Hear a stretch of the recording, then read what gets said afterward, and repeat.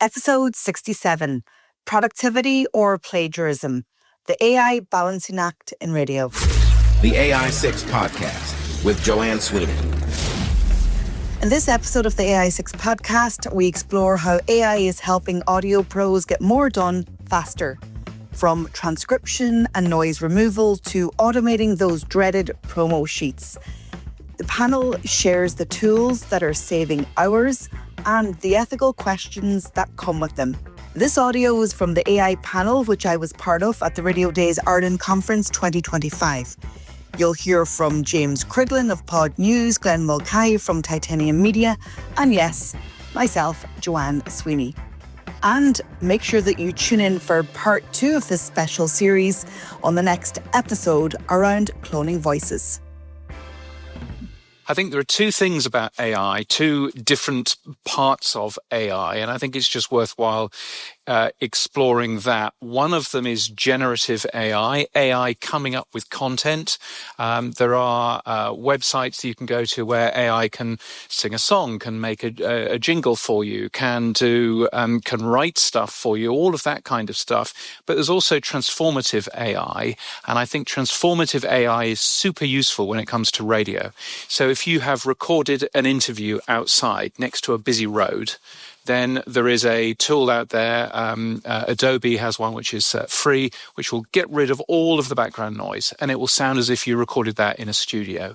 That's really useful. There's another website out there called vocalremover.org, and you can put a song in there and it will split the vocals from everything else. So if you're making a promo, but you just want the music bed rather than having to fight with the singer on that particular song, then, that is a tool which is powered by AI, but allows you to make a great promo, out of that. There are a bunch of these tools, I think, transformative AI tools that, just on the very basics, doing a transcription of an interview that you've done, being able to take the phone-in show that you have in the morning and being able to go all the way through there so you know exactly what was talked about, and you can very easily pull bits of that out for reuse later on in the day, over the weekend, however it ends up working. So I think that there are two things.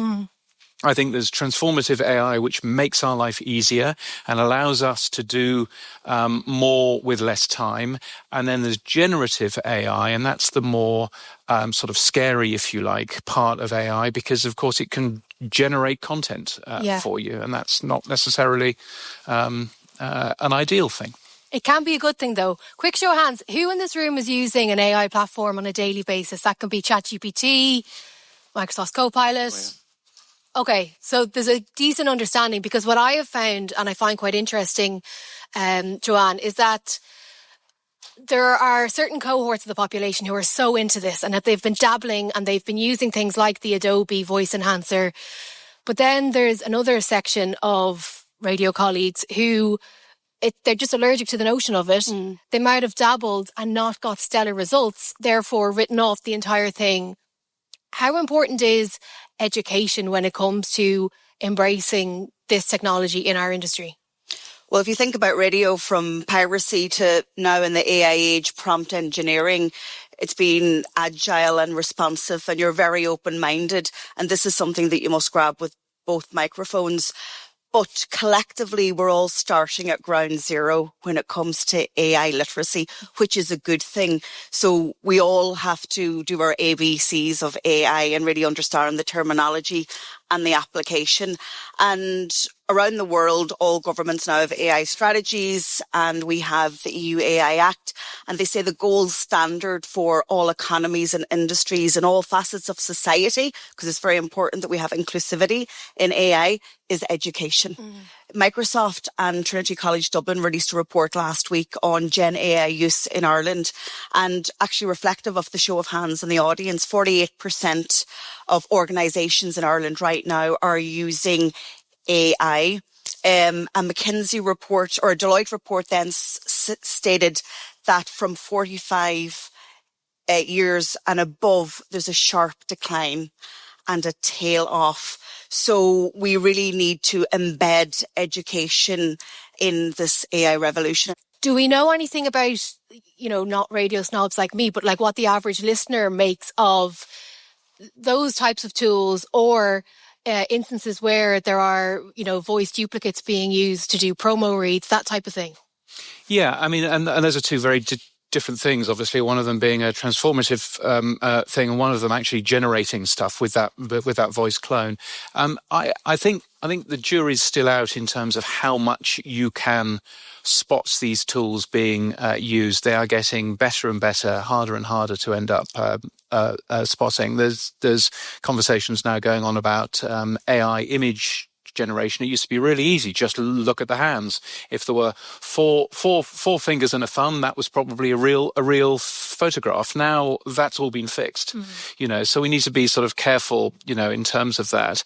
But, and a hint and tip, if you're using the Adobe one, most of us are probably using the free version, and the free version is turned up to 100%.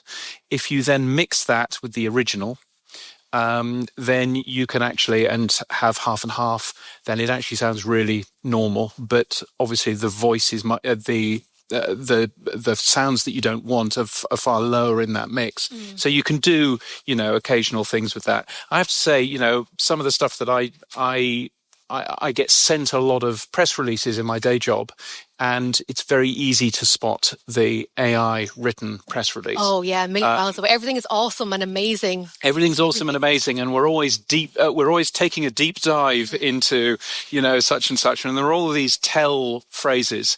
So I think we have to be, careful in terms of that. The AI6 podcast with Joanne Sweeney.